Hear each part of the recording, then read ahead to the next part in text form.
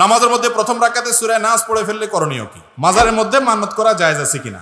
এরপর প্রশ্ন হলো কবর বা কবরস্থান সামনে করে মুনাজাত করা যাবে কিনা? আমি ফজরের সুন্নত পাই নাই, দেখি জামাত শুরু হয়ে গেছে, এখন আমি আগে সুন্নত পড়বো নাকি জামাতে শামিল হব? এরপর প্রশ্ন হলো ক্রিকেট খেলে টাকা উপার্জন করা জায়েজ হবে কিনা? পান সুপারি চুন বিক্রি করা জায়েজ আছে কিনা? আমার বাবা ধূমপান করেন, বাবা যদি দোকান থেকে সিগারেট আনতে বলেন তাহলে আমি কি সিগারেট আনতে পারবো নাকি আমার গুনাহ হবে? জন্মদিনে উইশ করা যাবে কিনা? কবরস্থানের পাশ দিয়ে যাওয়ার সময় উচ্চস্বরে সালাম দিতে হবে কিনা?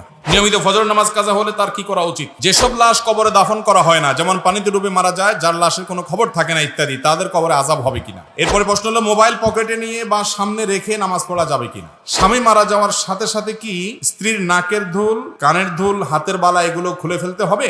কথায় কথা দুষ্টমি করে স্ত্রী যদি স্বামীকে ভাই ডাকে, স্বামী যদি স্ত্রীকে বোন ডাকে, ভাই বোন ডাকাটা শরীয়তের দৃষ্টিতে জায়েজ নাকি না জায়েজ? স্বপ্নে যদি স্বামী স্ত্রী ঝগড়া করতে দেখে তাহলে কি হবে? ভাই, অনেকগুলো প্রশ্ন আছে, খুব গুরুত্বপূর্ণ এবং বেশ জীবন ঘনিষ্ঠ। আসুন আমরা প্রশ্নগুলোর উত্তর কোরআন এবং হাদিস থেকে জেনে নেওয়ার চেষ্টা করি। আল্লাহ তাআলা তৌফিক দান করুন। প্রথম প্রশ্ন, নিজের উপার্জিত টাকা দিয়ে পিতার নামে সম্পদ ক্রয় করলে সেই সম্পদের অংশীদার অন্যান্য ভাই বোন হবে কিনা? আপনার টাকা দিয়া জমি কিনছেন বাপের নামে, এখন ভাগ সব ভাই বোন চায়। আইনত তো ভাই বোন পাবে, যে বাপের নামে যেহেতু আছে সবাই ভাগ পাবে, কিন্তু শরীয়তের দৃষ্টিকোণ থেকে বাবার নামে শুধু রেখেছে সেফটির জন্য, বা ছেলে বিদেশ ছিল বাবার নামে রাখছে, এরকম যদি হয় অন্য ভাই বোনরা সেটার দাবি করতে পারবে না। কারণ এই জমিটা কিনেছে যার টাকা দিয়ে, তিনি হলেন ভাই, ওটা বাবার টাকা না, অতএব মালিক হলো ভাই। তার টাকা দিয়ে কেনা জমির ভাগ সব ভাই বোন বসাতে পারবে না। অনেক সময় এরকম হয় না যে ছেলে বিদেশে আছে, বাপের নামে জমি কিনছে। বাপের নামে কেন কিনছে? বাপকে শ্রদ্ধা দেখায় কিনছে, মালিক বানানোর উদ্দেশ্য না।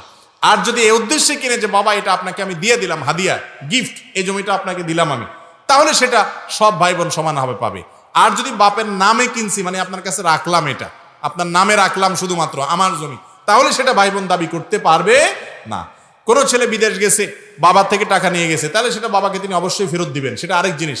কিন্তু তার উপার্জন করা টাকা দিয়ে বাবার নামে মায়ের নামে জমি কিনলে সেটা অন্য সন্তানরা ভাগ বসাবেন না, জায়েজ নাই তাদের জন্য। নামাজের মধ্যে প্রথম রাকাতে সূরা নাস পড়ে ফেললে করণীয় কি? এই কাজ অনেকে করে ফেলেন। প্রথম রাকাতে কি করে ফেলেছেন? সূরা নাস পড়ে ফেলেছেন। এবার আর যাবে কোথায় বেচারা? পরে তো আর সূরা নাই, শেষ। তাহলে দ্বিতীয় রাকাতে কোনটা পড়বে বেচারা? বিপদে পড়লো কি পড়লো না? তো এই বিপদ থেকে উদ্ধার হওয়ার পথ হলো সূরা নাস পড়ে ফেলেছেন প্রথম রাকাতে, দ্বিতীয় রাকাতেও আবার সূরা নাস পড়ে নেবেন। দ্বিতীয় রাকাতে আবার কি করবেন? সূরা ফাতিহার পরে সূরা নাস পড়ে নেবেন, নামাজ হয়ে যাবে। এর জন্য কোনো সিজদা সাহু দিতে হবে না। সাধারণত কোরআন তেলাওয়াতের আদব হলো, নিয়ম হলো, আপনি ধারাবাহিকতা রক্ষা করে তেলাওয়াত করবেন, উল্টা তেলাওয়াত করবেন না। প্রথম রাকাতে সূরা নাস, পরের রাকাতে কুল হুয়াল্লাহ পড়লেন বা কুল ফালাক পড়বেন, এরকম উল্টা পড়বেন না। এটা হলো সুন্নতের খেলাফ। কিন্তু ভুলে হয়ে গেছে, আপনি খেয়াল করেন নাই, বেখেয়ালে হয়ে গেছে, তাতে গুনাহ হবে না, নামাজ হয়ে যাবে ইনশাআল্লাহ। এটা নিয়ে খুব বেশি পেরেশানির কোনো কারণ নাই যে হায়রে সূরা নাস পড়ে দাঁড়িয়েছি কোন দিক যাব, কোনো অসুবিধা নেই। আবার পরের রাকাতেও কি করতে পারেন? সূরা নাস ডাবল পড়তে পারেন, নামাজ হয়ে যাবে ইনশাআল্লাহ। এরপরে প্রশ্ন হলো, স্বপ্নে যদি স্বামী স্ত্রী ঝগড়া করতে দেখে তাহলে কি হবে? স্বামী স্ত্রী স্বপ্নে যদি ঝগড়া করার কথা দেখে তাহলে কি হবে? দেখেন, মানুষ স্বপ্নে দেখে যেসব কারণে, তার ভিতরে একটা হলো সারাদিন যা করে ঘুমাইলে ওইটা অনেক সময় স্বপ্নে দেখে। কথা বুঝেছেন? এই জন্য যে যেই কাজ বেশি করে সারাদিন জাগ্রত অবস্থায়, ঘুমাইলে অনেক সময় সে সেটা একটু বেশি দেখে। অনেক স্বামী স্ত্রী আছে কথায় কথা সারাদিন ঝগড়া করে, এই জন্য ঘুমাইলেও কি দেখে? ঝগড়াই দেখে। এটা একটা আলামত হতে পারে যে আমাদের একটু সোজা হওয়া উচিত, মানুষ হওয়া উচিত, ঝগড়াঝাটি করা উচিত না, ধৈর্য থাকা উচিত। আবার সবসময় যে এমন হয় তাও না। অনেকে এমন আছেন যে স্বামী স্ত্রীর মধ্যে ঝগড়াঝাটি হয় না সচরাচর, কিন্তু তারা দেখছে স্বপ্নে ঝগড়া হয়েছে। তাহলে কি হতে পারে? স্বপ্নের ব্যাখ্যা সম্পর্কে বিশেষজ্ঞরা অনেকে আছেন যারা স্বপ্নের ব্যাখ্যা ভালো বুঝেন। আমি স্বপ্নের ব্যাখ্যা বিশেষজ্ঞ না, তবে সাধারণত যেই স্বপ্ন দেখার পর আপনার কাছে পরিষ্কার মনে হয় যে হ্যাঁ আমি দেখেছি, যেটা দেখেছি এটা সত্য দেখেছি, মনে আছে কি দেখেছি, পুরা ঝাপসা ঝাপসা না, পরিষ্কার, এবং স্বপ্ন দেখার পর আপনার কাছে মনে হচ্ছে এটা মিনিংফুল স্বপ্ন, এটার একটা কোনো একটা ইঙ্গিত মনে হয় আমাকে করছে, এই স্বপ্ন ইঙ্গিতবাহী, তাহলে সেই স্বপ্নকে সত্য স্বপ্ন আপনি ধরতে পারেন। যদি মনে হয় এই স্বপ্ন থেকে আমি খারাপ কোনো ইঙ্গিত পাচ্ছি, তাহলে আল্লাহর কাছে ওই স্বপ্নের ক্ষতি থেকে পানা চাইবেন, আমানতু বিল্লাহি ওয়া রাসূলি বলবেন, বাম দিকে থুতু ফেলবেন, এবং ঘুম ভেঙে গেলে উঠে সম্ভব হলে 2 রাকাত নামাজ পড়বেন। ইনশাআল্লাহ আল্লাহ তাআলা স্বপ্নের ক্ষতি থেকে বাঁচাবেন। এবং স্বপ্নে ঝগড়াঝাটি দেখছেন, এরপর থেকে একটু অ্যালার্ট হয়ে যান। 5 নম্বর বিপদ সংকেত নিজের বাড়িতে দিয়া এরপর থেকে সোজা হয়ে থাকবেন যে খবরদার ঝগড়া যাতে কোনোভাবে হতে না পারে। কথা কি বুঝাতে পারছি? অনেক কিছু আল্লাহ রাব্বুল আলামিন স্বপ্নে দেখান মানুষকে, ভবিষ্যতে কি ঘটতে পারে সে সম্পর্কে ইঙ্গিত দিয়ে অনেক সময় সতর্ক করেন আল্লাহ তাআলা। বিশেষ সতর্ক থাকবেন, এর জন্য যে বিশেষ কিছু করতে হবে এমন কোনো কথা নাই, সতর্ক থাকবেন শুধুমাত্র।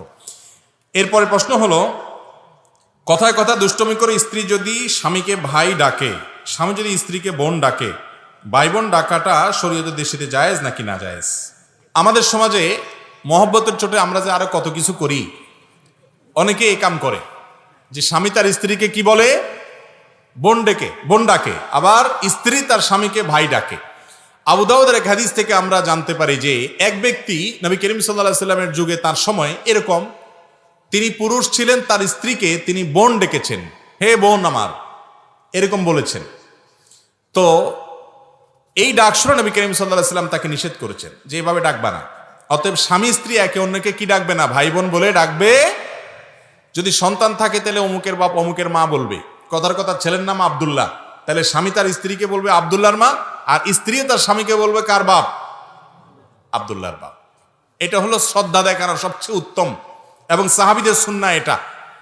আর অন্য কোনো উপায়ে তো ডাকতে পারেন। আমাদের দেশে আপনার সাধারণত গ্রাম দেশে দেখা যায় এখনো মা চাচিদের মধ্যে এই প্রচলন আছে যে মুরব্বীদেরকে স্বামীদেরকে ডাকার সময় কি বলে, ওগো ওয়া, চিটাং বলে ওয়া, ওগো বা অমুক বা শুনছেননি, মানে কিছু একটা ইঙ্গিত দিয়া বলে। তো নাম ধরা জায়েজ আছে কিনা সেটা আরেক বিষয়। নাম ধরা হাদিসের আলোকে কোনো নিষেধ বিষয় না, কিন্তু কোনো সমাজে বড়দেরকে নাম ধরাটা যদি বেয়াদবি মনে হয়, অসম্মান মনে হয়, তাহলে সেটা অবশ্যই করবে না। এটা ওরফের উপর নির্ভর করবে, প্রচলনের উপর নির্ভর করবে। কিন্তু খোলাসা কথা হলো স্বামী স্ত্রী একে অন্যকে ভাই বা বোন বলে ডাকবে না, ডাকা উচিত না। কিন্তু যদি ডাকে এর কারণে যে আবার বিবাহ ভেঙে যাবে ব্যাপারটা সেরকমও না, এরকম করা উচিত না, করলে বিবাহ ভাঙবে না।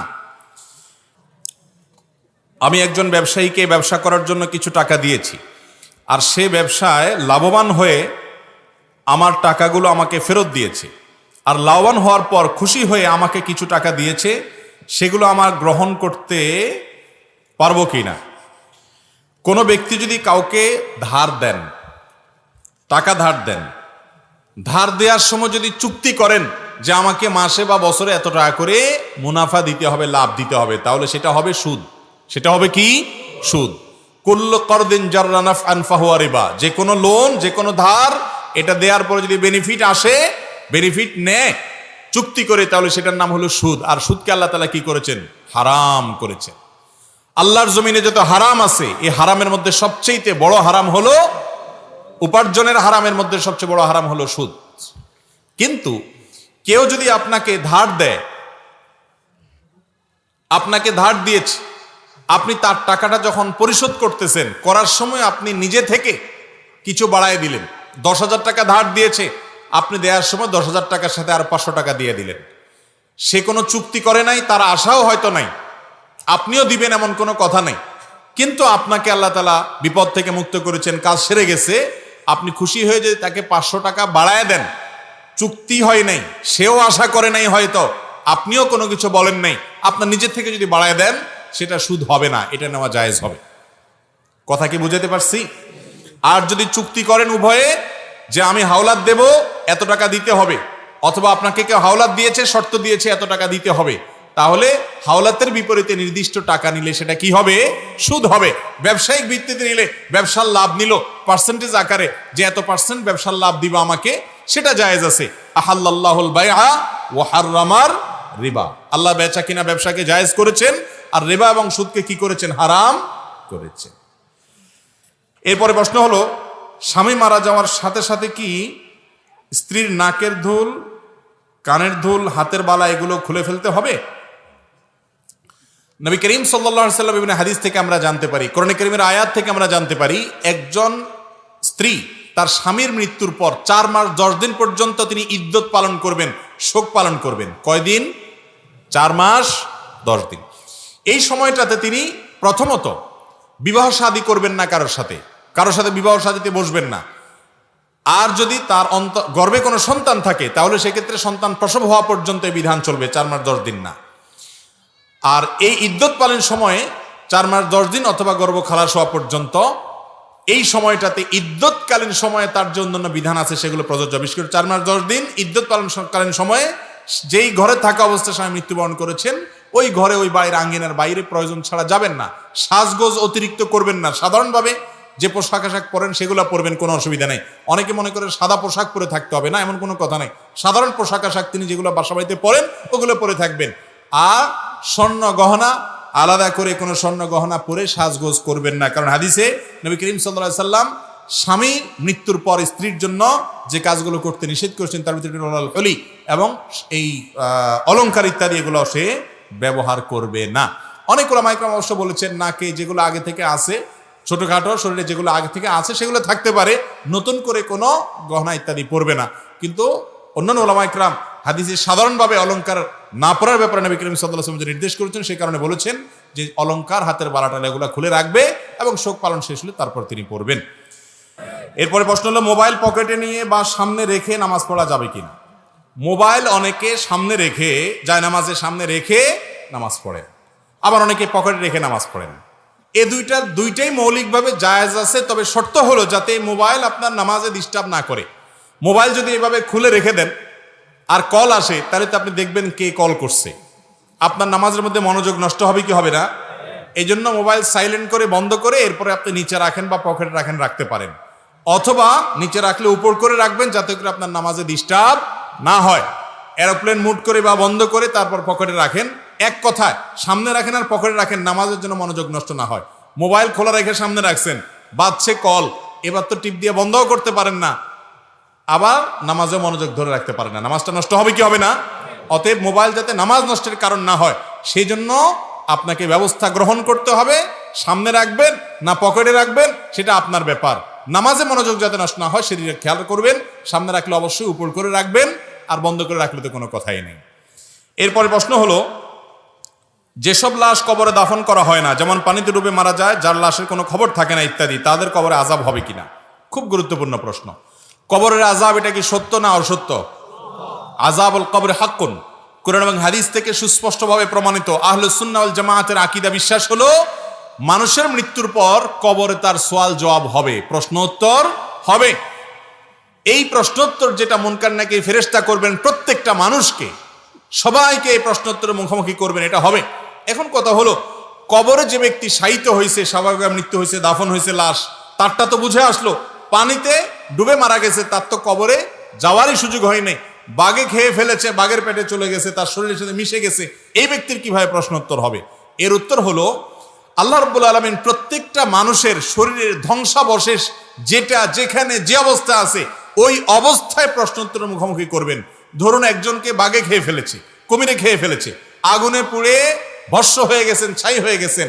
ছাই হয়ে গেলেও তার শরীরের ওই ধ্বংসাবশেষ, ছাই থাকুক আর মাটি থাকুক, কিছু একটা আছে, যেটা আছে ওইটার মধ্যে আল্লাহ তাআলা অলৌকিকভাবে তার মধ্যে রূহ দিয়ে তাকে প্রশ্নোত্তরের মুখোমুখি করবেন। সেটা আমরা দেখবো না, বুঝবো না, উপলব্ধিও করবে না, কিন্তু প্রশ্নোত্তর হবে। এই জন্য কোরআনে কারিমে আল্লাহ রাব্বুল আলামিন এটাকে বলেছেন বারজাখ, ওমিন ওয়ারাইহিম বারজাখুন ইলা ইয়াউমি ইউবআসুন। মৃত্যুর পরে কিয়ামত কায়েম হওয়ার আগে যে জগৎটা আছে এই জগৎটাকে বলা হয়েছে বারজাখ, মানে আড়াল। সেই জগৎটা হলো আড়াল আখিরাতের জন্য, ওই জগৎটা পার হয়ে মানুষ আখিরাতে যাবে। সেই বারজাখের জগৎটাতে কেউ কবরে থাকতে পারে, কেউ বাঘের পেটে থাকতে পারে, কেউ কুমিরের পেটে থাকতে পারে, কেউ ছাই হয়ে থাকতে পারে, কেউ পানিতে পচে গলে পানির সাথে মিশে যেতে পারে। যে যেখানে তার ধ্বংসাবশেষ থাকুক না কেন সেটাই হলো তার জন্য বারজাখী জীবন। কিভাবে প্রশ্নোত্তর সেশন করবেন? আল্লাহ রাব্বুল আলামিন যিনি শূন্য থেকে নাপাক পানি থেকে মানুষকে সৃষ্টি করেছেন তার জন্য অসম্ভব বলতে কিছুই নাই। নিয়মিত ফজর নামাজ কাজা হলে তার কি করা উচিত? নিয়মিত ফজর নামাজ কাজা হলে তাকে হাত পা বেঁধে ভালো করে মারা উচিত। কারণ নিয়মিত এর মানে আরেকজনে যায় মারবেন না। এই ফতোয়া শুনে আবার যায়, আমি এটা কথার কথা বললাম আর কি, মানে এমন অপরাধ করেছে যে অপরাধের কারণে সে নিজের ব্যাপারে নিজের শাস্তি দেওয়া উচিত। হাসার কথা বলিনি আসলে। আপনার ফজর নামাজ একদিন মিস হতে পারে, কিন্তু নিয়মিত ফজর নামাজ মিস হওয়ার মানে হলো আপনি ফজর নামাজের গুরুত্ব বুঝেন না, আপনি অলস। ঠিক না ভাই? ঠিক। একজন ইমানদার কখনো অলস হতে ফজর নামাজ না পড়লে সে কখনো ইমানদার হওয়ার সুযোগই নেই, এটা মুনাফিকের লক্ষণ। ফজর নামাজ যার পড়া কঠিন হয় তার লক্ষণটা কিসের? মুনাফিকের। আল্লাহ তাআলা আমাদেরকে হেফাজত করুন। ফজর নামাজ জামাতের সাথে পড়ার চেষ্টা করতে হবে। মাঝে মধ্যে ভুল হতে পারে, বাদ যেতে পারে, নিয়মিত হতে পারে না। অনেকে আছে সকাল 7টা 8টা উঠে সুন্দর মতো নামাজ পড়ে, আছে না নাই? এটা জায়েজ নাই। নামাজ ওয়াক্ত মতো আদায় করতে হবে, এটা ফরজ। 5 ওয়াক্ত নামাজের মধ্যে সবচেয়ে কষ্ট হয় যে নামাজটা পড়তে, ফজরের নামাজ। আর এই নামাজটার ফজিলত কোন ওলামাদের মতে আসরেরটার পরে, আর কোন ওলামাদের মতে 5 ওয়াক্তের মধ্যে সবচেয়ে শ্রেষ্ঠ হলো ফজরের নামাজ। আল্লাহ তাআলা আমাদেরকে নামাজটা পড়ার তৌফিক দান করুন।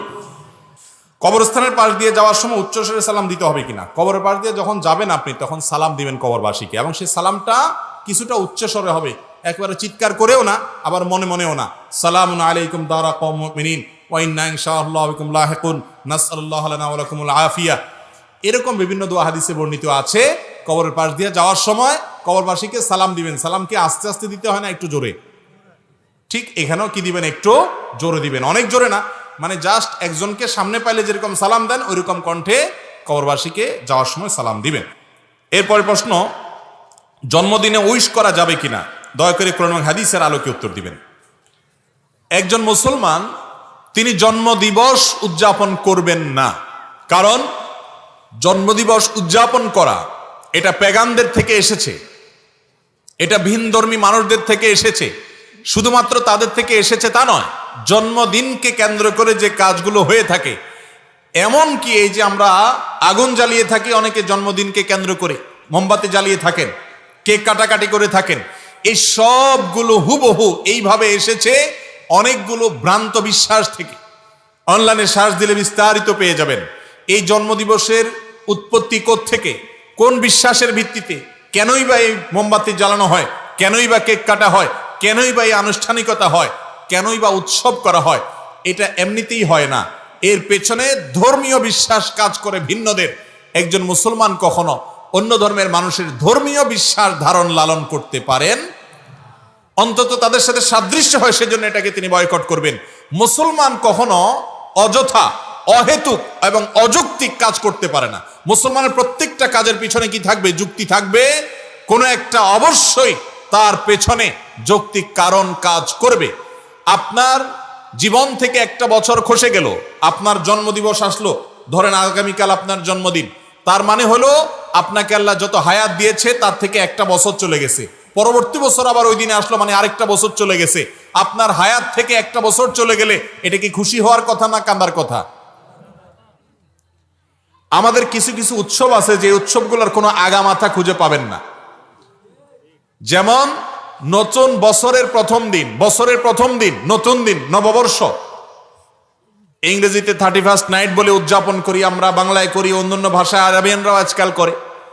এই যে বছরের প্রথম দিন মানুষ উৎসব করে কেন? কারণ বছরের প্রথম দিন আসছে। বছরের প্রথম দিন আসলে যদি উৎসব করতে হয়, তাহলে বছরের শেষ দিন চলে যাওয়ার কারণে কান্না করা উচিত না? যার আগমনে আনন্দ হয় তার বিদায়ে বেদনা হওয়ার কথা না? যার আসলে খুশি হয় সে চলে গেলে কষ্ট লাগবে না? অথচ দেখবেন যারা এই নববর্ষ উদযাপন করে, আমাদের যুবকদের অনেকে উৎসব করে, তাদেরকে জিজ্ঞাসা করেন যে বন্ধু, তুমি যে বছরের প্রথম দিন আসার কারণে উৎসব করেছ, বছরের প্রথম দিন আসাটা, নতুন বছর আসাটা, এটা যদি আনন্দের কারণ হয়, তাহলে এই বছরটা চলে যাওয়া সেটা তো অবশ্যই বেদনার কারণ হওয়ার কথা। কই, তুমি তো তোমার জীবনে কখনো কোনো বছর চলে যাওয়ার কারণে, শেষ হওয়ার কারণে, আজকে বছরের শেষ দিন, কি করলাম এ বছরে আমি, এই কথা চিন্তা করি কখনো কাঁদো নাই? তাহলে তুমি হাসার দলে আছো, শুধু কাঁদার দলে। এই কাঁদার কোনো যৌক্তিকতা থাকতে পারে? যারা নিজেদেরকে বিজ্ঞান মনস্ক দাবি করে, যারা নিজেদেরকে দাবি করে যে তারা যুক্তি লজিকের বাইরে কখনো কোনো কিছু করে না, তারা ধর্ম পালনকারীদেরকে আঘাত করে, আক্রমণ করে নানা অজুহাত দিয়ে, এই লোকগুলো যখন এই সমস্ত অযৌক্তিক দিবস পালন করে এবং উদযাপন করে, তখন আর বুঝতে বাকি থাকে না যে তাদের কথা এবং কাজে মিল নেই। এজন্য কোনো মুসলমান জন্মদিবস উদযাপন করবে না। জন্মদিবস এটা উদযাপনের কিছু না। একটা নতুন বছর শুরু হলো আমার জীবনে, এটা আমার জন্য বেদনার যে একটা বছর চলে গেছে। অনেক সুযোগ আমার জীবন থেকে, 365 দিনের একটা সুযোগ প্যাকেজ চলে গেছে, পার হয়ে গেছে। এটা আনন্দের কোনো উপলক্ষ না। অতএব আমাদের মুসলমানদের মধ্যে অনেকের মধ্যে হীনমন্যতা কাজ করে। তারা মনে করে পশ্চিমারা যেগুলা করে এগুলো করলে বোধহয় ভদ্র হওয়া যায়, স্মার্ট হওয়া যায়, শিক্ষিত হওয়া যায়, আধুনিক হওয়া যায়। এই জন্য তারা জাতে উঠার জন্য তাদের অন্ধ অনুকরণ করে। অথচ একজন মুসলমান তিনি এই সমস্ত ভিনধর্মী কালচার, ভিনদেশী কালচার, অযৌক্তিক কালচার এগুলোর পেছনে পড়ার কথা না। অতএব কোন মুসলমান জন্মদিবসকে কেন্দ্র করে না কিছু করবেন, না কাউকে উইশ করবেন। এটা উইশ করার কোনো জিনিসই না। নবী করিম সাল্লাল্লাহু আলাইহি সাল্লাম 2 ঈদে উইশ করেছেন, ভালো কিছু অর্জন করেছে, আপনি কাউকে সাহস দিয়েছেন ভিন্ন কথা, কিন্তু জন্মদিবস কেন্দ্রিক কোনো শুভেচ্ছা জানানো, উইশ করা, এরকম কোনো কিছু কোরআন হাদিস থেকে প্রমাণিত নয়। মুসলমান সে কখনো ভিনধর্মীদের কালচারের অনুসরণ করতে পারে না। এরপরে প্রশ্ন, আমার বাবা ধূমপান করেন, বাবা যদি দোকান থেকে সিগারেট আনতে বলেন তাহলে আমি কি সিগারেট আনতে পারবো নাকি আমার গুনাহ হবে? এবং বাবা ধূমপান করলে সন্তানের করণীয় কি? ভাই, কোনো বাবা যদি নিজে বিড়ি সিগারেট খায়, ছেলেকে নির্দেশ করে নিয়ে আসো আমার জন্য, এখন তো আসলে মুসিবত। একদিক থেকে বাবার নির্দেশ পালন করা এটা ফরজ না নফল? ফরজ। অপর দিকে ধূমপান করলে সেটা গুনাহ হবে। এখন কোন দিকে যাব বলেন? এর উত্তর হলো, অবশ্যই আপনি বাবার এই নির্দেশ মানবেন না। বাবার এই নির্দেশ মানা কি না? বাবার মার নির্দেশ মানা ফরজ ততক্ষণ যতক্ষণ পর্যন্ত তারা বৈধ কোনো আদেশ করে। বাবা মা যদি কোনো অন্যায় করতে বলে তাহলে সেই নির্দেশ মানা যাবে। কারণ নবী করিম সাল্লাল্লাহু আলাইহি সাল্লাম বলেছেন, ইন্নামাত তাআতু ফি মারুফ, ভালো কাজের আদেশ দিলে তখন শুধু কথা শোনা যাবে, মন্দ কাজের কথা যদি বাপ মাও বলে সেটাও মানা যাবে। আর বন্ধু বান্ধব বললে ওইটা মানা যেতে পারে নাকি? বন্ধু একটা আকাম করতে বলছে যে বিড়িটা জীবনে প্রথমবারের মতো ধর, একটু একটা টান দে, কি বলেন? বন্ধু বলছে, বন্ধুর কথা কিভাবে ফেলবেন? মুসলমানের সন্তান হয়ে থাকলে, নিজে যদি মুসলমান হয়ে থাকেন, আত্মসমর্পণকারী যদি আল্লাহর কাছে হয়ে থাকেন, মুত্তাকি যদি হয়ে থাকেন, তাহলে কিসের বন্ধু? মা বাবার কথাই যেখানে মানা যাবে না, অন্যায় বললে সেখানে বন্ধু বান্ধব যদি অন্যায়ের কথা বলে, শিক্ষকও যদি অন্যায়ের কথা বলে, নিজের দলের নেতাও যদি অন্যায় করতে বলে, অন্যায় করা যাবে? যাবে? পৃথিবীর কোন মানুষের কথা শোনা যাবে না যদি সে কথা শুনতে গেলে আল্লাহর আদেশ লঙ্ঘন হয়। কথা কি বুঝাতে পারছি? অতএব বাপ যদি বিড়ি সিগারেট আনতে বলে তাহলে নিজের পিঠ বাঁচায়া কৌশলে সরে যাবেন। বুঝতে পারছেন কথা? বাবারে হারাম কাজ করতে সহায়তাও করবেন না, আবার পিঠে যেন মাইদ্যন না পড়ে সেভাবে নিজের সেফটি নিজে নিশ্চিত করে তারপর আমল করবেন। বাবার কথা মানলেন না, বিড়ি আনলেন না দোকান থেকে, এরপরে মায়ের খাইলেন, আমাকে দোষ দিয়েন না যে ওনার মাসআলা শুনে মায়ের খাইছি। এই জন্য নিজের পিঠ নিজে বাঁচানোর চিন্তা করে এরপরে কৌশলে এড়াবেন যে বাবা তুমি যেই ধূমপান করলে তোমার ক্ষতি হবে এই কাজ আমি করতে পারবো না, এটা বলে এক দৌড় দিবেন কমপক্ষে। কারণ হাতের কাছে থাকলে মাইদ্যর খাওয়ার ভয় আছে।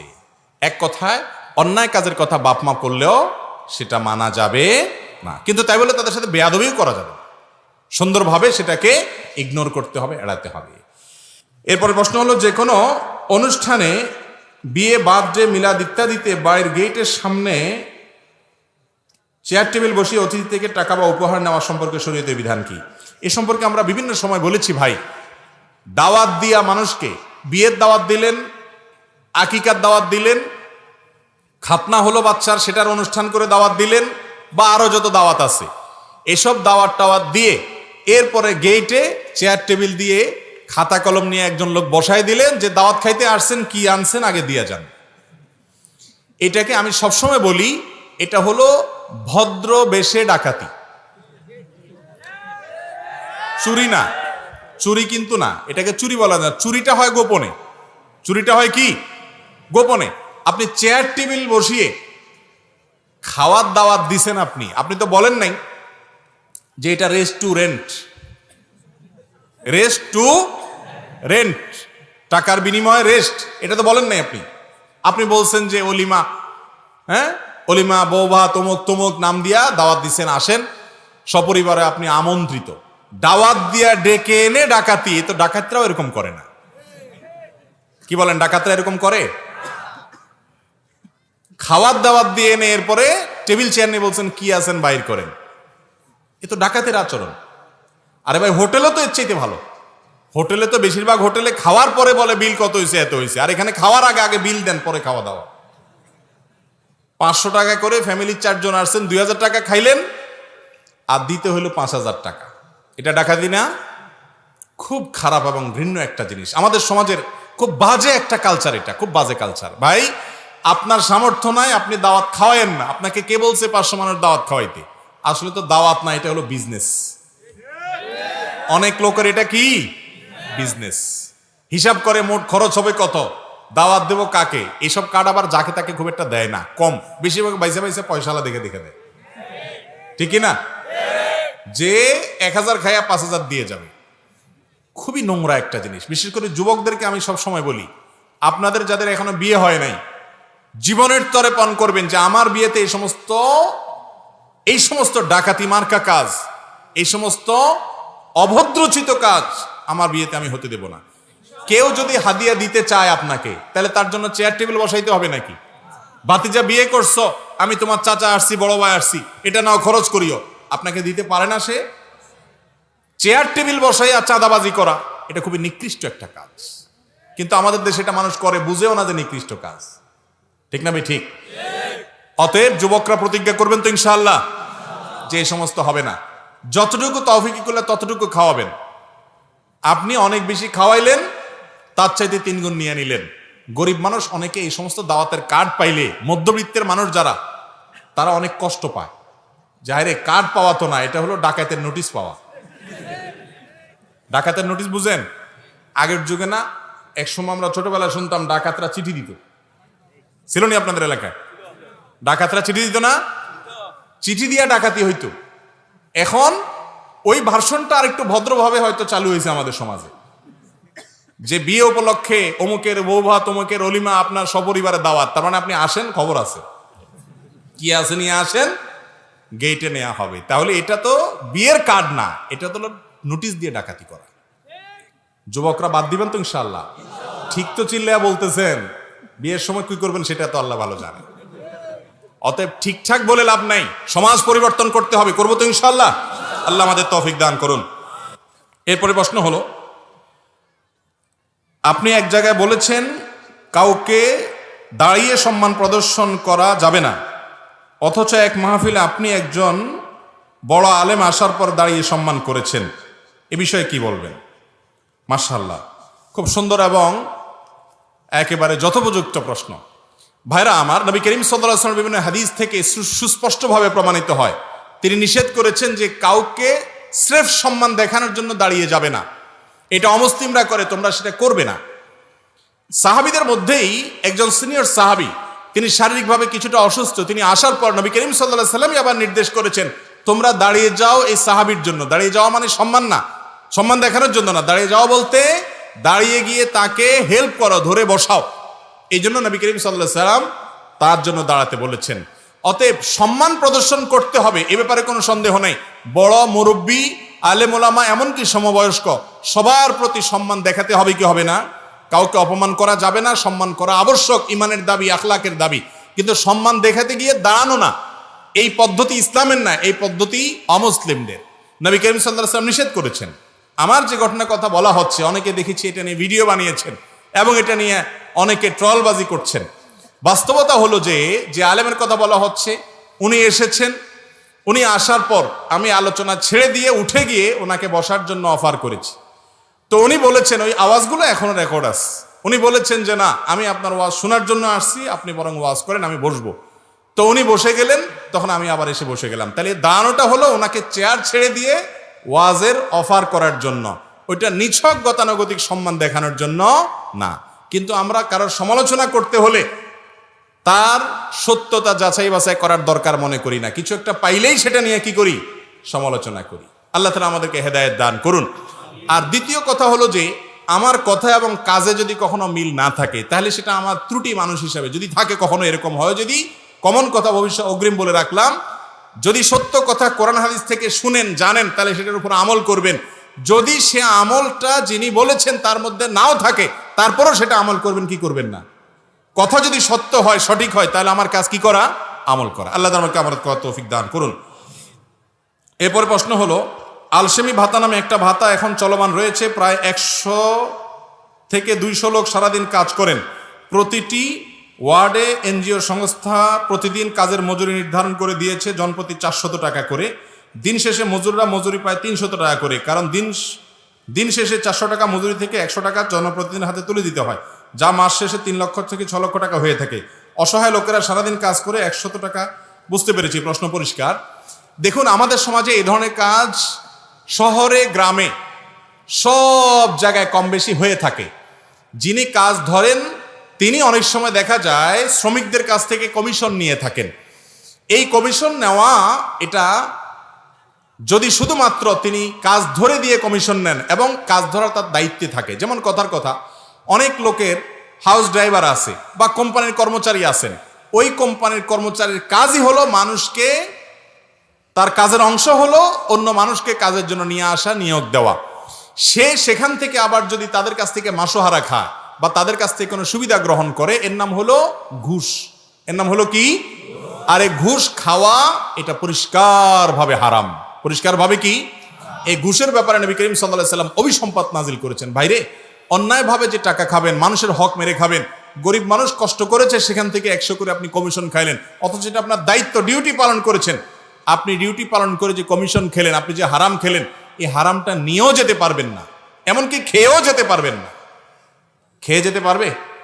আমরা যত উপার্জন করি সব নিজে ভোগ করতে পারি? হাতে বুতে ভোগ করবে, হাতে বুতে। আপনি নিজে ভোগও করতে পারবেন। অতএব এটা কোনো বুদ্ধিমান সুবিবেচক মানুষের কাজ হতে পারে না যে অন্যের জন্য, ছেলে মেয়ের পরিবারের জন্য আমি নিজে হারাম খাবো, হতে পারে না। আল্লাহ আমাদেরকে বুঝ হয় যেন সে তৌফিক দান করুন। বর্তমানে টেকনাফ উপজেলার প্রতিটি মাহফিলে যারা কাজ করেন তাদের অনেকে ইয়াবা ব্যবসার সাথে জড়িত। অনেকে এই টাকা মাহফিলে দিয়ে থাকেন, এটা জায়েজ হবে কিনা? ভাই, নবী করিম সাল্লাল্লাহু আলাইহি ওয়াসাল্লাম বলেছেন, ইন্নাল্লাহা তাইয়্যিব ওয়া লা ইয়াকবালু ইল্লা তাইয়্যিবা। আল্লাহ তাআলা পবিত্র, অপবিত্র হারাম কোনো কিছু দান করলে আল্লাহ সেটা কবুল করবেন। শুধুমাত্র ইয়াবা ব্যবসা না, হয়তো আপনাদের দিকে ইয়াবার কারবার বেশি হয় সেজন্য আপনারা এই প্রশ্ন করেছেন, কিন্তু অন্যান্য এলাকাতে, এক এক এলাকাতে হয়তো এক এক হারামের প্রাধান্য বা বিস্তার রয়েছে। যেই কোনো হারাম উপার্জনের টাকা মাহফিলে দান করলে সওয়াব হবে না, বরং হারাম উপার্জন করার যে গুনাহ আছে সে গুনাহ চুল পরিমাণ কমবে না মাহফিলে দেওয়ার কারণে। আমাদের অনেকে আছেন হারাম টাকা পয়সা উপার্জন করার পর মসজিদ, মাদ্রাসা, ওয়াজ মাহফিল, হুজুরদেরকে কিছু দান টান করে তারা মনে করেন কিছু দান টান করলে হুজুররা যে দোয়া দায়ী করবে, এতে আমার কালোগুলা সব সাদা হয়ে যাবে। দুনিয়াতে কালো টাকা সাদা করার সিস্টেম আছে, আল্লাহ তাআলার কাছে কালো টাকা সাদা করার সিস্টেম। হারাম উপার্জন করার পর সেটা ফেরত দিতে হবে অথবা দান করে দিতে হবে যদি মালিককে খুঁজে না পাওয়া যায়। কোনো অবস্থাতে সেটাকে মসজিদ, মাদ্রাসার, ওয়াজ মাহফিলে দান করে হালাল করার সুযোগ, এবং ওয়াজ মাহফিল কর্তৃপক্ষের দায়িত্ব, মসজিদ মাদ্রাসার কর্তৃপক্ষের দায়িত্ব। আমরা হুজুররাও আজকাল, আল্লাহ মাফ করুক, টাকা পাইলে আর হালাল হারাম বাজ বিচার করি না। শুধুমাত্র মানুষের দোষ দিয়ে লাভ নাই, কিছু দোষ আমাদেরও আছে। ওয়াজ মাহফিল যারা করেন, কয়জন লোক আছেন যে হালাল হারাম বাজ বিচার করেন? আপনারা যারা মক্কা শরীফ যাওয়ার সুযোগ পাইছেন তারা দেখছেন বাইতুল্লাহর যে কালো কিরাফ ঘেরা যে বাইতুল্লাহ কাবা ঘর, এই কাবা ঘরের এক পাশে বুক পরিমাণ ওয়াল ঘেরাও দেওয়া আছে, রাউন্ড করা আছে, হাতিমে কাবা বলা হয়। এই জায়গাটা কাবা ঘরের ভিতরে ছিল, কাবার অংশ ছিল। ইব্রাহিম আলাইহিস সালাম যে কাবা বানাইছেন সেখানে এই ঘেরাওটা সহকারে ভিতরে ছিল। কিন্তু এই কাবা যখন আমাদের নবী করিম সাল্লাল্লাহু আলাইহি সাল্লামের দাদা আব্দুল মুত্তালিবের আমলে, তার নেতৃত্বে কুরাইশের লোকেরা যখন এটাকে পুনরায় নির্মাণ করলেন, পুরান হয়ে গেছে, ভেঙে চুরে যায় এবং অনিরাপত্তার কারণে তারা এটাকে ভেঙে আবার পুনরায় নির্মাণ করেছেন। নবী সাল্লাল্লাহু আলাইহি সাল্লাম ছোট ছিলেন তখন। ওই সময় তারা মুশরিক ছিল, মূর্তি পূজারী ছিল, অমুসলমান ছিল। তারপরেও তারা প্রতিজ্ঞা করেছেন যে আমরা আল্লাহর ঘর নির্মাণে কোনো হারাম টাকা নেব না। এই জন্য সমাজে ঘোষণা করছেন যার টাকা টনটন করে বাঁচবে, হালাল, কোনো ভেজাল নাই, শুধু সে দিবে আল্লাহর ঘরে, বাকিগুলো নেওয়া হবে না। এবং সেইভাবে তারা মসজিদ নির্মাণ করেছেন। টাকার অভাবে হালাল টাকা বেশি থাকে না কম থাকে? কম থাকে। হালাল টাকার পরিমাণ সমাজে বেশি না কম? তো হালাল টাকা কম হওয়ার কারণে কাবা ঘরের সেই হাতিমের অংশটাকে কাবার ভিতরে ঢুকাইতে পারেন নাই তারা। তারা মুশরিক হওয়া সহ এটা সত্য, এটা বুঝছেন। আর আজকাল আমরা মসজিদকে জাঁকজমক করা, মাহফিলকে আপনার জাঁকজমক করার জন্য হারাম হালাল বাস বিচার নাই। চাচা টাকা দিয়েন, বড় ভাই টাকা দিয়েন, কোত্থেকে কালাম পড়েন, দাড়ি টাড়ি আছে, সব ঠিক আছে, টুপিটা পাওয়া পড়েন, কিন্তু আপনার বাবা মারা গেছেন, আপনার মা মারা গেছেন, তার যে সম্পদ জমি জমা সেখানে আপনার বোনের হক আছে না নাই? কয়জন মায়ের পুত হাত দেখায় বলতে পারবেন যে আমার বাপ মারা যাওয়ার পরে বোনের হক সব দিয়ে দিয়েছি, অথবা আমার বাপ কখনো মারা গেলে আল্লাহ আমাকে বাঁচায় রাখলে আমি আমার বাপের সম্পদে বোনের পাওনা পাই পাই করে বুঝাই দিব। আছেন এরকম মায়ের ভূত? খুব কবি এখন নীরব হয়ে গেছে। আমরা মনে করি যে সমাজে আমরা দুধের দোয়া, প্রত্যেকটা মানুষ আমরা, এই জন্যই তো নিজেকে সংশোধন করতে হয়, মুত্তাকি হইতে হয়। আল্লাহ আমাদেরকে সবাইকে হারাম খাওয়া থেকে বেঁচে থাকার তৌফিক দান করুন। বক্তাকে দেখতে চাওয়ার উদ্দেশ্যে মাহফিলে গেলে সওয়াব হবে কিনা? আজকাল অনেকে মাহফিলে আসেন বক্তা দেখার জন্য, তাই না? তামাশা দেখার জন্য, যে হুজুর কেমন, টিভিতে দেখি, ডাইরেক্ট দেখলে কেমন হয়, হুজুর কেমন, যে হুজুরের কোনো ওই আকর্ষণ আছে, ওই আকর্ষণ। আজকাল তো বক্তা এরকম আছে যে আধা হাতি বক্তা আছে, আধা হাতি, আধা হাত, এক হাত, দেড় হাত, আধা হাত তো না, দেড় হাতের বক্তা আছে। হ্যাঁ, পুরুষ থেকে নারী, নারী থেকে পুরুষ হয়ে গেছে এই বক্তা। এরকম অনেক আকর্ষণ দিয়ে আপনার অনেক মাহফিল আয়োজন করে কি করে না? এগুলো খুব লজ্জাজনক অধ্যায় মুসলমানদের জন্য। এগুলোর জন্য আসবেন না, মাহফিলে আসবেন কিসের জন্য? আলোচনা শোনার জন্য। হ্যাঁ, ওলামা ইকরামের সোহবত এবং সান্নিধ্যে আসা ভালো। সে নিয়ে তো যদি আসেন তাহলে সওয়াব, যে আলেমের পাশে যাওয়া, তার কাছে বসা, তার সামনে বসা, তার আলোচনা শোনা এবং কাছাকাছি থাকা, এটাও ভালো কাজ। নেককারদের সাথে আল্লাহ থাকতে বলেছেন, ওই উদ্দেশ্যে আপনি যেতে পারেন। শুধু একটু চেহারা দেখলেন, কেমন একটা রং তামাশা দেখলেন, তো এটার জন্য কি হবে না? সওয়াব হবে না। এরপর প্রশ্ন হলো, ক্রিকেট খেলে টাকা উপার্জন করা জায়েজ হবে কিনা?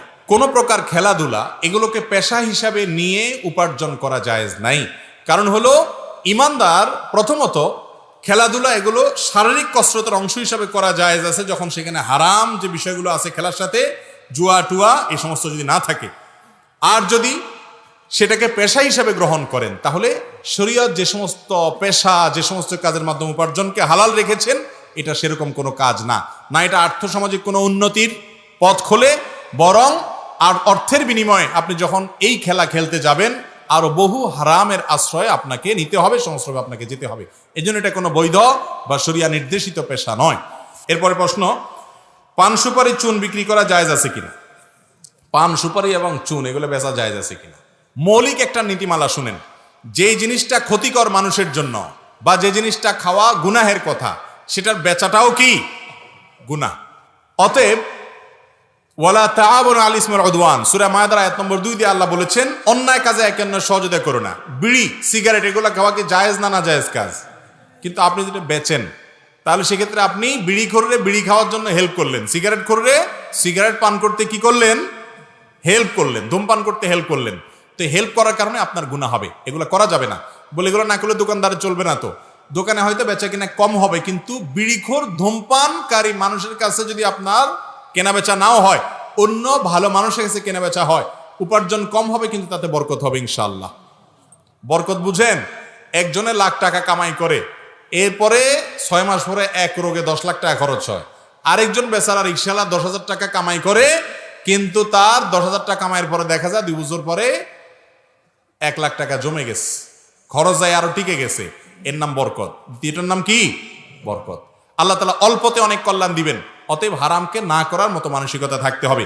পান, মৌলিকভাবে পানের পাতা এটা নাকি উপকারী, আমি জানি না। যদি এটা ক্ষতিকর হয়ে থাকে, এটা কেনা বেচা উচিত হবে না।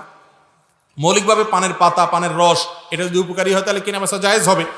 আর সুপারি, এটা তো খুবই ক্ষতিকর জিনিস, এটাতে খুবই ভয়াবহ জিনিস, এবং পত্রপত্রিকায় লেখাও হয়েছে যে এটা সাইলেন্ট কিলার, এটা বিষের মতো, আস্তে আস্তে মানুষকে ক্ষতি করে নানাভাবে। অতএব ক্ষতিকর জিনিসের বেচা উচিত না। এখন ক্ষতির মাত্রার উপর নির্ভর করবে, এটা কি হারাম হবে না মাকরু হবে না কোন লেভেলের হবে না অনুত্তম হবে, কিন্তু এটা ক্ষতিকর, এটা সন্দেহাতীতভাবে প্রমাণিত। এরপর প্রশ্ন হলো, কবর বা কবরস্থান সামনে করে মুনাজাত করা যাবে কিনা? মুনাজাত করবেন আল্লাহর দিকে ফিরে, কেবলার দিকে ফিরে। কোন দিকে ফিরে? কেবলার দিকে ফিরে। যে কোনো দিকে ফিরে মুনাজাত করতে পারেন, কিন্তু সাধারণত আপনি যদি কোনো দিকে ফিরতে চান, তাহলে সেই দিকটা হবে কেবলার দিক। কারণ আল্লাহর কাছে আপনি মুনাজাত করবেন, দোয়া করবেন। কবরের দিকে ফিরে দোয়া করবেন না, কারণ কবরবাসীর কাছে আপনি কিছু চাইতেছেন না। কবরওয়ালার কিছু ক্ষমতা আছে দেওয়ার? আমাদের দেশে অনেক কবরে মানুষ যায়, অনেক মাজারে যায়, অনেক পিসা, অনেক বুজুর্গ মানুষের কবরে যায়, সেখানে গিয়ে দোয়া করে, আছে না নাই? নির্বাচনের আগে ভোট চাইতে যায়, সন্তান না হলে সন্তান চাইতে যায়, ব্যবসার উন্নতি না হলে ব্যবসার জন্য যায়, আছে না নাই? কবরে কোনো কিছু চাওয়া যাবে না, কারণ কবরওয়ালার কোনো ক্ষমতা। আমরা নামাজের মধ্যে বলি, ইয়াকা না'বুদু ওয়া ইয়াকা, আল্লাহ তোমারই ইবাদত করি আর তোমার কাছেই সাহায্য। তাহলে কবরওয়ালার কাছে সাহায্য চাইলে আর ওই কথা তো ঠিক থাকলো না, এটা শিরক, ঈমান বিধ্বংসী বিষয়। যদি অনেকে কবরের দিকে ফিরে আল্লাহর কাছেই চায়, কবরওয়ালার কাছে চায় না, ওইরকম হলে সেটা শিরক হবে না। কিন্তু তারপরেও সাদৃশ্যটা তো মুশরিকরা যে যারা কবরের পূজা করে তাদের সাথে হয়ে যায়। এই জন্য কবরের দিকে নয়, বরং কার দিকে হবে? আল্লাহর কাছে দোয়া হবে। আর কবরস্থানে গিয়ে হাত তুলে দোয়া করতে হবে এমন কোনো কথা নাই। কবর জিয়ারতের জন্য সুন্নত হলো সালাম দিয়ে সেখান থেকে প্রস্থান করা, শিক্ষা গ্রহণ করে। এরপরে প্রশ্ন হলো, আমাদের সমাজে একটা প্রচলিত আছে, বাজার থেকে বড় মাছ আনলে ফাতেহা করায়, ছেলে যদি না বলে তখন বাবা মা রাগ করে, করণীয় কি? আবার মৃত ব্যক্তিকে স্বপ্নে দেখলেও ফাতেহা পড়ে অনেকে। দেখেন, বড় মাছ আনলে ফাতেহা করে অর্থাৎ দোয়ার আয়োজন করে, এটা প্রথম শুনলাম, হয়তো এই এলাকাতে আছে। আবার বাবা মারা স্বপ্ন দেখছেন তখন ফাতেহা করতে হয়, ওই ঘর উদ্বোধন করবেন তখন দোয়া করতে হয়, আপনার মাটি কাটবেন আপনি তখন প্রথম বাড়ি করার জন্য মাটি কাটবেন, সেটার জন্য হুজুর এনে দোয়া করতে হয়, তারপরে এরকম পদে পদে হুজুর এনে দোয়া করতে হয়। এগুলো সবগুলো হুজুরদের লাভ। এগুলো লাভটা কাদের? আমাদের লাভ। আপনাদের খুব একটা লাভ এখানে নাই আসলে। কারণ নবী করিম সাল্লাল্লাহু আলাইহি সাল্লাম আমাদেরকে এরকম কোনো শিক্ষা দেন নাই যে পদে পদে পদে পদে দোয়ার জন্য কি লাগবে? হুজুর লাগবে। দোয়াটা প্রত্যেকে যার যারটা শেষে করতে পারে। হুজুরের কাছে দোয়া চাওয়াতে দোষে কিছু না। হুজুর আপনি দোয়া করিয়েন, চাচা মুরব্বী মানুষ আপনি দোয়া করেন, এটা চাইতে পারেন, চাওয়াতে দোষে কিছু নাই। কিন্তু হুজুর যদি সিস্টেম করে যে পদে পদে আমাকে দিতে হবে, তাইলে ওই যে থানার পুলিশের মতো অনেকটা হয়ে যায়, ঠিক না? এক পুলিশ অফিসার আসছিলেন, মানে মজা করে রসিকতা করে আমি বললাম, ভাই আপনারা হয়তো একবার খান, একজনে বাড়ি করবে, আপনারা একবার টাকা পান, আমরা কিন্তু ভাই আপনাদের চেয়ে অনেক বেশি পাই। আপনি এক ধাপে পান, আমি কয়েক ধাপে পাই, আমাদের হুজুর আমরা কয়েকভাবে পাই। কিভাবে? উদ্বোধন করবে শুরুতে, মাটির প্রথম কোপ হুজুর দিবে, পাইল নি 500, 1000, 2000। এরপরে আবার যখন ছাদ ঢালাই হবে, আজকে ছাদ ঢালাই বড় একটা কাজ হবে, আবার হুজুর, আবার ছাদ ঢালাই হয়ে গেল, হুজুর হাদিয়া পাইলো, চলে গেল। এরপরে বিল্ডিং হয়ে গেল, এক একটা ফ্ল্যাটে উঠলো, ফ্ল্যাটে উঠার দিন আবার আরেকটা, কয়েকটা ফ্ল্যাটের মালিক কয়েকজন উঠলে আবার আরেকটা, তাহলে কয় দফা হইল? ওই পুলিশ বেচারা তো হয়তো এক দফা পায়ে চলে গেছে, যে অবৈধ নেয় আর কি, আর যারা ভালো মানুষ তো ভালো মানুষ। তো যাই হোক, এরকম প্রত্যেক পদে পদে হুজুর ছাড়া কাজ হবে না, এই সিস্টেম ইসলাম আমাদের জন্য রাখেন নাই। দোয়ার ব্যাপারে হুজুর ছাড়া দোয়া হবে না, এরকম কোনো সিস্টেম নাই। আচ্ছা, হুজুরদের দোয়া করাইছে কোনোদিন দেখছেন আপনারা? হুজুরদের বাড়িতে দোয়া করাইছে? বুঝেন নাই? নামাজ আপনিও পড়েন, হুজুরও পড়ে, রোজা আপনিও রাখেন, হুজুরও রাখে, সব কাজগুলো আপনিও করেন, হুজুরও করে। কিন্তু কিছু কাজ আছে দেখবেন, যেমন মিলাদ আর কি, মিলাদ, এই কাজগুলা দেখবেন হুজুর সবার বাড়িতে করে, কিন্তু হুজুর বাড়িতে কোনোদিন হয় না। গোমরটা ধরতে পারছেন? মানে আসল আর নকল ধরার কিন্তু একটা ভালো বুদ্ধি এটা।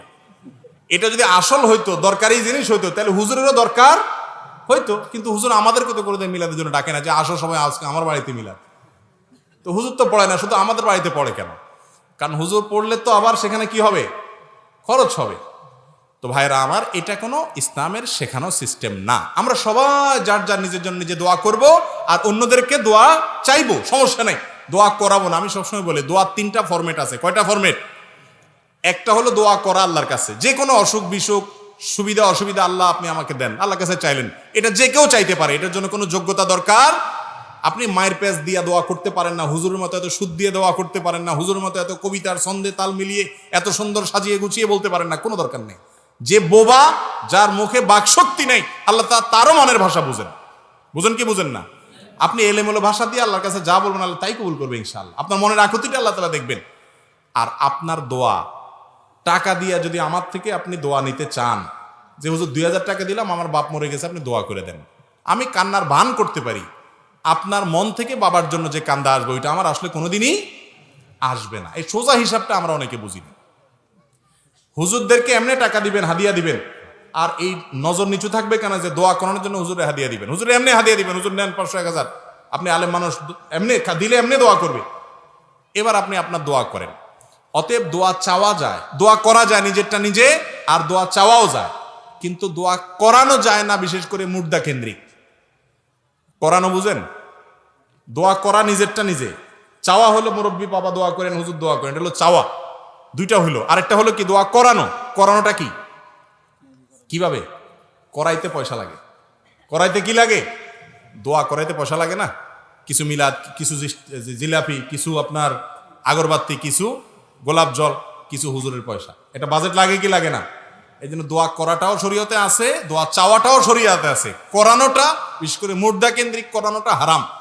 এ ব্যাপারে কোনো দ্বিমত কারোর নাই। দুনিয়ার বিষয়ও কথায় কথায় পদে পদে দোয়া করাইতে হবে, এই শিক্ষাও ইসলাম আমাদেরকে কোথাও দেয় নাই।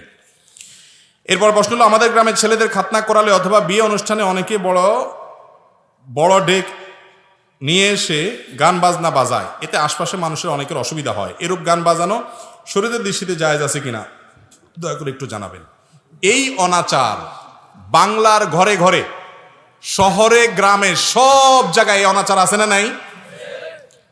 আপনি বিয়ে করবেন, আপনার মনে অনেক রং লাগছে, আপনার মনে অনেক ফুর্তি আছে, বুঝলাম। আপনি সেজন্য গান শুনবেন, গাইবেন, আপনি নাচতে নাচতে লাফাইতে লাফাইতে আপনি ছাদেরতে পড়ে যান, আপনার ব্যাপার। কিন্তু আপনি গান শোনানোর জন্য, গান বাজানোর জন্য ডেক সেট এনে আর বড় বড় সাউন্ড বক্স এনে ধুমধাড়াক্কা আওয়াজ দিয়ে গোটা এলাকার মানুষকে গান শুনতে বাধ্য করতেছেন, এই কাজটা কি ভালো না খারাপ? খারাপ। আল্লাহ তাআলা আমাদেরকে বুঝার তৌফিক দান করুন। আমাদের দেশে সবচাইতে বর্বর, সবচাইতে বাজে কালচারের মধ্যে একটা হলো এটা, যে কোনোভাবে এই ধরনের হারাম জিনিস এটার করা যাবে না। আল্লাহ তাআলা আমাদেরকে বুঝার তৌফিক দান করুন। রমজানের রোজা রাখা অবস্থায় দিনে মাসিক হলে করণীয় কি? কোনো মেয়ে মানুষের রমজানের রোজা রাখা অবস্থায় মাসিক শুরু হয়ে গেছে, মাসিক আরম্ভ হয়ে গেছে দিনের বেলায়, দুপুরে বিকেলে এরকম কোনো সময় বা সকালে যখনই হোক, সাথে সাথে তার ওই রোজা বাতিল হয়ে যাবে, শেষ। ওই রোজাটা রমজানের পরবর্তীতে আল্লাহ যখন তাকে সুস্থ করবেন তখন তিনি স্বাভাবিক অবস্থায় রেখে দিবেন। আর এখন রোজা যেহেতু ভঙ্গ হয়ে গেছে, অন্যান্য মানুষের সামনে তিনি খাবেন না, কিন্তু তার রোজা ভঙ্গ হয়ে গেছে। অন্য সামনে এই জন্য খাবেন না যে তাকে দেখে কেউ কুধারণা করতে পারে না জেনে যে রোজা রাখলো না, বা অন্য রোজাদারের লোভ হতে পারে, আরো নানা কারণে অন্য রোজাদারদের সামনে তিনি খাবেন না, কিন্তু তার রোজা ভঙ্গ হয়ে গেছে যদি দিনের বেলায় মাসিক শুরু হয়, রক্ত দেখা যায়। আমার স্বামী রোজা রাখে না, রোজা রাখা অবস্থায় সে আমাকে মাঝে মাঝে স্পর্শ করে, এতে করে কি রোজার ক্ষতি হবে কিনা? স্বামী রোজা না রাখলে সেটা গুনাহের কথা, স্বামীকে রোজা রাখার জন্য নসিহত করতে হবে, আলটিমেটাম দিতে হবে এবং মহব্বতের দাবি থেকে জোর করতে হবে, সেটা আরেক জিনিস। কিন্তু যদি স্বামী স্পর্শ করে স্ত্রীকে রোজা রাখা অবস্থায়, স্বামী স্ত্রী এখন কি স্পর্শ করে এবং এ জাতীয় কোনো কিছু করে, তাহলে সেক্ষেত্রে রোজা ভঙ্গ হবে না। তবে এই স্পর্শের ফলে যদি তারা নিজেরা নিজেদেরকে নিয়ন্ত্রণ করতে না পারে রোজা ভাঙার দিকে চলে যেতে পারে, ওই লেভেল পর্যন্ত করা জায়েজ নাই। হালকা পাতলা স্পর্শ করাতে কোনো অসুবিধা নাই, এবং এটি হাদিস দ্বারাও প্রমাণিত যে হালকা পাতলা স্পর্শ, স্বামী স্ত্রী সুলভ স্পর্শ, এগুলো জায়েজ আছে। কিন্তু নিয়ন্ত্রণের বাইরে চলে যাওয়ার ভয় হলে সেই লেভেল পর্যন্ত করা জায়েজ নাই। মাজারের মধ্যে মান্নত করা জায়েজ আছে কিনা? ভাই, মানত করার জায়গা মাজার না, মাজারে মানত করা জায়েজ নাই। মানত হবে আল্লাহর নামে। মানত হবে কার নামে? আল্লাহর নামে। মাজারে যিনি শায়িত আছেন তিনি তো আল্লাহর গোলাম। আল্লাহর নামে যেটা করা যায় সেটা আল্লাহর গোলামের নামে করলে সেটার নাম শিরক। সেটার নাম কি? যেটা আল্লাহর নামে করতে হয় ওটা আল্লাহর গোলামের নামে করলে কি? শিরক। অতএব এটা জায়েজ নাই, গুনাহের কথা। মাজারে যে মান্নত করেন আপনারা, অনেকে আমরা মান্নত করি আমাদের সমাজে, আল্লাহ মাফ করুক, যারা মাজারে মানত করেন তারা নিজেদের বিবেককে জিজ্ঞাসা করেন, এই টাকাটা মাজারে যে দিচ্ছেন এই টাকাটা কি কাজে ব্যয় হবে? কি কাজে ব্যয় হবে বলেন? মাজারে যে লোকটা শায়িত আছে উনি যদি কোনো আল্লাহর নেককার বান্দা ছিলেন এমন হয়, তাহলে টাকা দিলে কি হবে? টাকা দিলে ওই লোকের উপকার হবে কোনো? ধরেন তিনি আল্লাহর নেককার বান্দা, আল্লাহর নেককার বান্দাকে আপনি উপকার করতে চাইলেন, এই টাকা দিলে কি তার উপকারে আসবে? আসবে না। তাহলে কার উপকারে আসবে? ওই ওখানে বসে বসে যেগুলা হয়তো গাঞ্জা খায়, আর না হলে বৈশা বৈশা ওই অবসর সময় নষ্ট করে, কোনো কাজ করে না, বৈরাগী থাকে, সংসার করে না, ওরা বসে বসে ভাগযোগ করে খাবে, তাহলে তাদেরকে দিলে আপনি তো বরং সওয়াবের পরিবর্তে গুনাহ হবে। ঠিক না? ঠিক। এই জন্য মাজারে মানত করা জায়েজ নাই, গুনাহের কথা। এই টাকা মাজারে নয়, বরং আপনি দান করার জন্য মানত করতে পারেন, আল্লাহ আমার এই কাজটা হলে আমি দান করব গরিব দুঃখীকে, গরিব দুঃখীকে দিয়ে দিবেন। মাজার টাজারে না। যদিও মানত না করে সাধারণভাবে দান করা উচিত। নবী করিম সাল্লাল্লাহু আলাইহি ওয়াসাল্লাম মানতের উপর নিরুৎসাহিত করেছেন, বিধায় মানত করবেন না। যদি করতে হয় কোনো মাজারে মানত করা জায়েজ নাই, মানত করার জায়গা মাজার নয়। আমি ফজরের সুন্নত পাই নাই, দেখি জামাত শুরু হয়ে গেছে, এখন আমি আগে সুন্নত পড়বো নাকি জামাতে শামিল হব? ফজর নামাজ যদি আপনি জামাতে, সুন্নত যদি আপনি না পান, তাহলে সেক্ষেত্রে সুন্নতটা ফরজ নামাজের পরে সূর্য ওঠারও 15-20 মিনিট পরে পড়বেন, সেটা সবচেয়ে উত্তম। তবে ফজরের জামাত চলাকালীন সময়ে যদি আপনি দ্বিতীয় রাকাত পাওয়ার সম্ভাবনা থাকে, তাহলে সেক্ষেত্রে হানাফি মাযহাব অনুযায়ী আপনি সুন্নত পড়ে শামিল হতে পারেন। সেক্ষেত্রেও মসজিদে যেখানে জামাত হচ্ছে একেবারে ঠিক ওখানে কাতার আশেপাশে দাঁড়াদাঁড়ি করা এটা অনুচিত, কারণ সেটা জামাতের শানের সাথে যায় না। যদি পড়তে হয় অনেক সালাফ থেকে বর্ণিত আছে একটু বাইরে হয়তো বারান্দায় বা উপরে নিচে অন্য কোথাও পড়ে আপনি শামিল হলেন। তবে অনেক উলামায়ে কেরাম সেটাও নিষেধ করেছেন, কারণ হাদিসে আসছে ইযা উকিমাতিস সালাহ ফালা সালাতা ইল্লাল মাকতুবা, যখন নামাজের একামত শুরু হয় তখন ফরজ ছাড়া আর কোনো নামাজ পড়া জায়েজ নাই। যদিও ফজর নামাজের ব্যাপারে যে উলামায়ে কেরাম জায়েজ বলেছেন সেটার বিশেষ কারণ হলো ফজরের সুন্নতটা সবচাইতে গুরুত্বপূর্ণ সুন্নাহ, সেই কারণে যদি পড়তেও হয় এই মাসলাক অনুযায়ী মাযহাব অনুযায়ী, তারপরেও ওই যে একেবারে কাতারে অনেক মসজিদ দেখবেন যে কাতারে জামাত শুরু হয়ে গেছে, ওখানে এলোমেলোভাবে অনেকে সুন্নতের নামাজ পড়তেছে, চলাফেরাও অসুবিধা হয় এবং এটা জামাতের শানেরও খেলাফ হয়। এরপরে প্রশ্ন হলো, বর্তমানে আমাদের দেশে শবে মেরাজকে কেন্দ্র করে একটি নির্দিষ্ট দিনে ইবাদত বন্দেগী করা হয়, এ সম্পর্কে শরীয়ত কি বলে? দেখুন, শবে মেরাজকে কেন্দ্র করে আমাদের সমাজে একটা বিশেষ রাতে রজব মাসের 27 তারিখে ইবাদতবন্দি করে থাকেন। এ বিষয়ে আমরা বলেছি বিভিন্ন সময়ে।